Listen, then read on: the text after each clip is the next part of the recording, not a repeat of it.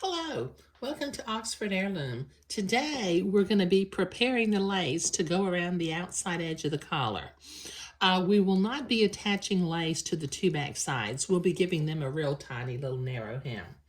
Okay, now to get ready for this, I need to, with my entredot, I need to estimate the length around the collar and then cut a piece of entredot just a little bit longer so that I have a little bit of wiggle room. Okay. Okay, put the rest of my entredot out of the way. Okay, now, since this is a fairly long piece of entredot and I need to measure, I'm gonna put the collar out of the way again for just a minute. But I need to measure a piece of lace that's 1.5 times the length of the entredot. So I'm going to fold the entredot in half. And I'm going to use this 3/2 method that you have seen me do before in order to get 1.5 times the length. So I'm going to measure 1/2, a 2nd half, and a 3rd half. And then cut that off. Okay, so since I need to gather this and put it on the entredot, I can go ahead and do it now. I'm going to, with my fabric marking pen, I'm going to mark the halfway mark on the entredot. I'll mark it on both sides, so in case I cut one side off, I won't be cutting my mark off. But I've got that marked at the halfway mark. And then I need to fold my lace in half and mark it at the halfway mark also.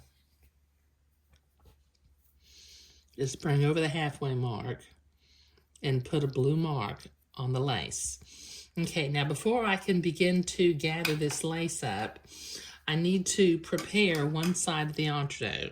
So with my embroidery scissors, I'm going to be cutting the batiste away off on one side of the entredot without cutting the entredot ladder, but this will take me a minute to do. Okay, so I've got one side of my entredot, the batiste, trimmed away from the entredot.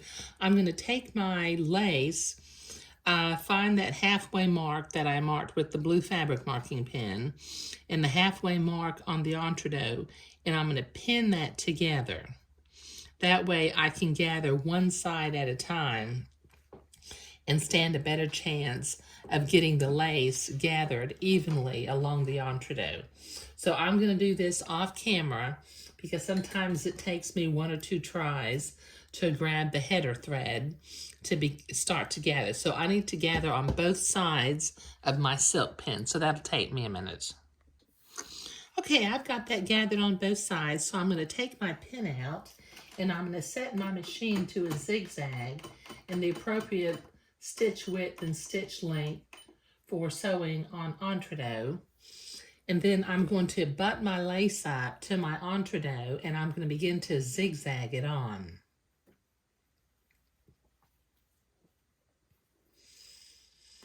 Like I said, I've said before, I don't use a fancy lace attaching foot. It is possible to attach lace by butting it together.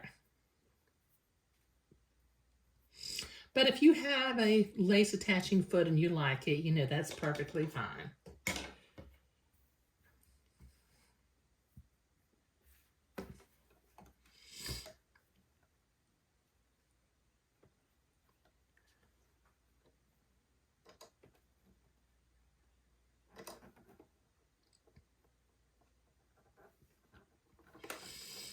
Okay, just lower your presser foot, lower the needle so that you're in an entredot hole and not stabbing it, and then begin to zigzag.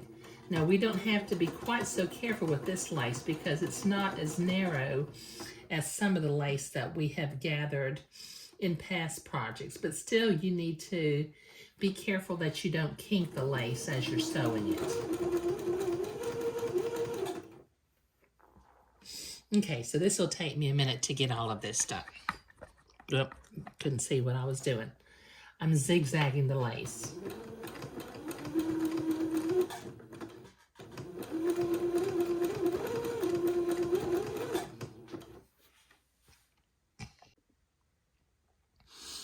Okay, so we've got that gathered all along the edge. Okay, so since this has to curve around the edge of the collar, I'm going to use my scissors, and about every ½ inch, I'm going to cut a little notch. So this will take me a minute to get all these notches cut. All right, so I've got all my notches cut. Now, before I start pinning this on, I need to figure out what's the back side and what's the front side of the lace. So I'm going to begin to pin this on from the back edge, overlapping about a ½ inch, I guess. And using my silk pins, I'm going to begin to pin this along the line that we have drawn.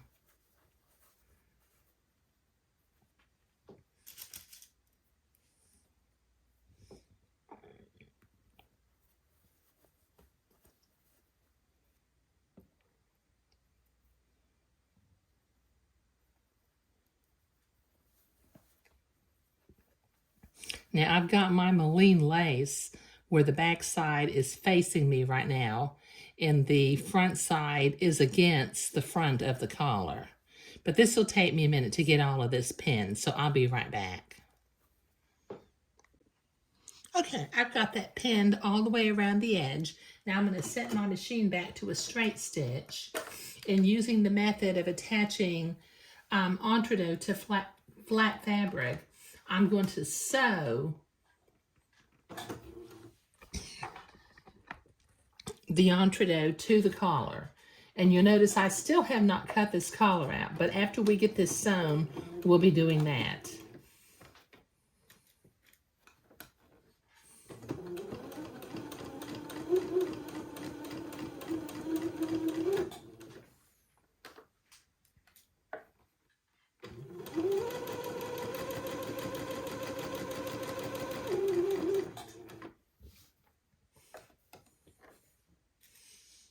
Okay, this will take me a minute to.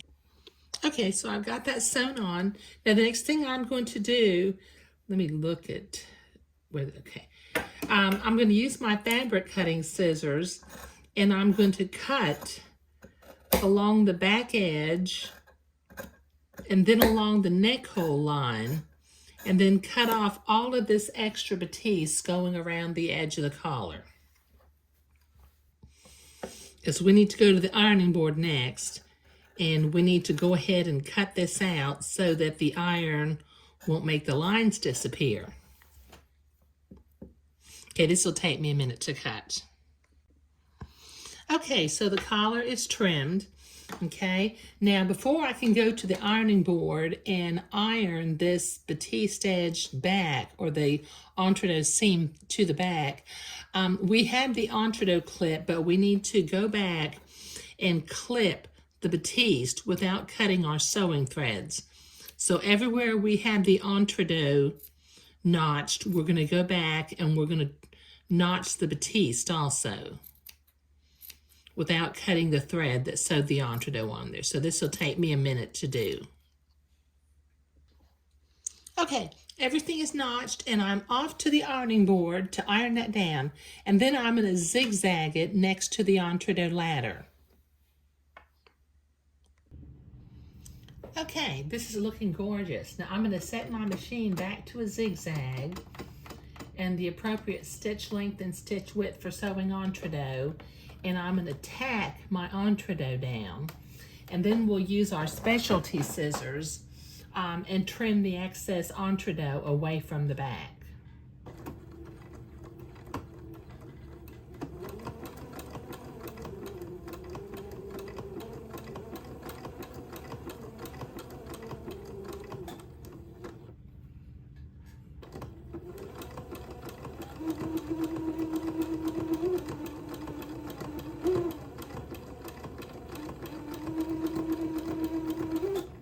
Okay, this will take me a minute to get all the way around the edge of the collar.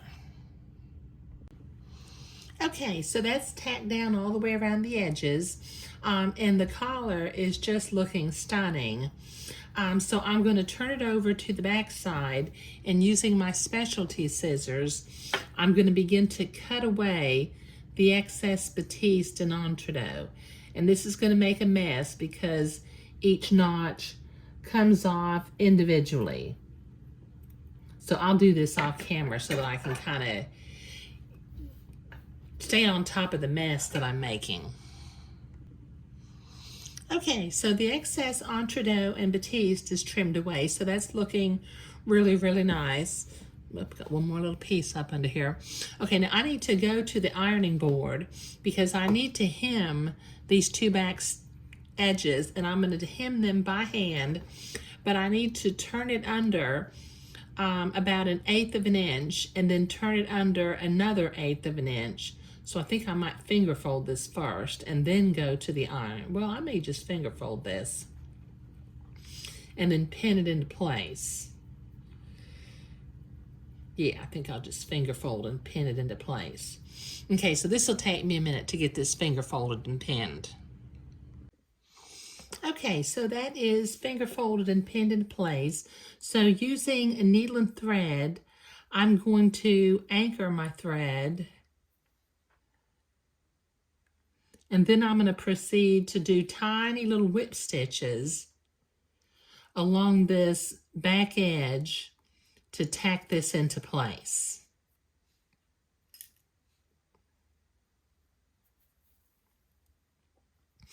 Just use stitches because we hemmed about 1/8 of an inch. So about a 1/8 of an inch stitch is what we want here. And just use whatever is your preferred stitch. You know, I have a tendency to whip stitch because that's what I learned how to do. But if you know how to do blind hems and you would prefer to do that, that's perfectly fine. So this will take me a minute to get this sewn. Okay, it's hemmed along the back edge. Now it is ready to be inserted into the body of the garment. And in the next video, we will be cutting out the green Swiss batiste, marking, transferring pattern markings and beginning to work on the bodice of the bubble. But isn't that looking just super sweet? And I love the embroidery detail on there. Okay, all right, so in the next video, we will be cutting out the green batiste, but in this batiste, we were finishing up the collar so that we're ready to insert it into the garment. Thank you.